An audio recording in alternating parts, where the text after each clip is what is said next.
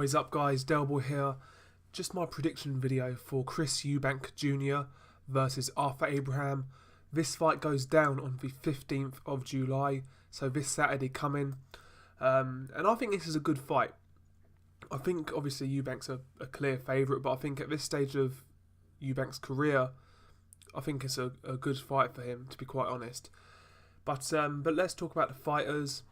Chris Eubank Jr. comes into this fight with a record of 24 wins, 1 defeat, 0 draws, 19 of those 24 wins coming by way of knockout. Arthur Abraham comes into this fight with a record of 46 wins, 5 defeats, 0 draws, 30 of those 46 wins coming by way of stoppage. So Arthur Abraham is the more experienced guy. He's got more knockouts than Eubank Jr. has had fights. So, and he's just fought at a higher level all around. So Abraham is the experienced guy in here, and possibly the bigger puncher. I mean, Eubank Jr. he's never been a big puncher. He's a sort of a cumulative type fighter where he'll weigh you down with his shots to the body and his pure activity. He doesn't get one punch knockouts at high level boxing. You know, he got a few on the come up when he was fighting lower level guys, but since he's fought at a decent level, those sort of one punch knockouts haven't really come. He can still hurt you with one shot, but he doesn't really take you out. Although his power has diminished over the years since he's moved up to super middleweight, I'd still say in terms of one punch power, I would still say between these two, Abraham probably hits a bit harder. But this fight to me is all about how much Arthur Abraham has left, and to be honest, from what I've seen of Abraham, he's not a shot fighter by any means, but I still think he is sort of significantly past his best. You know, he doesn't let his hands go quite as much as he used to. He's never been like a high work rate fighter, but he used to take his opportunities a lot better than he does now. And I think he is definitely shot worn, but still a dangerous fighter, because at the end of the day, you know, one shot can change it, especially with a guy like Arthur Abraham. Stylistically though, I actually think this fight does favour Eubank Jr. I mean, regardless of how old Abraham is and how past it we think he is, I still think stylistically the fight does favour Eubank Jr. I mean, Arthur Abraham, to me, if you've got like good hand and foot speed and can pop out a jab and stay active, then you've got a good shot of beating Abraham, because he does have these moments where he doesn't do anything for a long while and he'll try and steal rounds. And if you're active in a round, you know, you've got a great chance of winning it. We saw that even against Paul Smith in the first fight. There's times where Paul Smith was just being active. You know, he's just peppering away to the body, wasn't doing anything particularly special, but he was winning rounds because Arthur Abraham wasn't really doing anything back.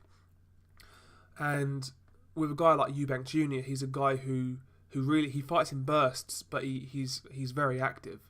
You know, he'll let his hands go, he'll go to the body, come up to the head, and some of Eubank's work might get blocked on the high guard, but he's still going to be doing a lot more than Abraham is.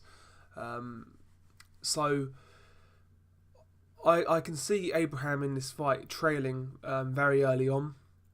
I can see him losing multiple rounds based on Eubank's sheer activity. I think this fight depends on how Eubank fights it, how easy it's going to be.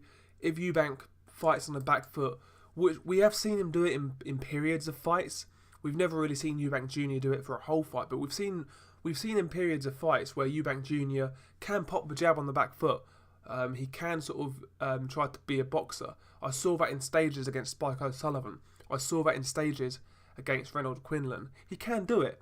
And if he fights that way against Arthur Abraham, like Carl Froch did, when he just popped the jab, picked his shots, and just sort of outworked Abraham, I think Eubank can win this fight quite simply.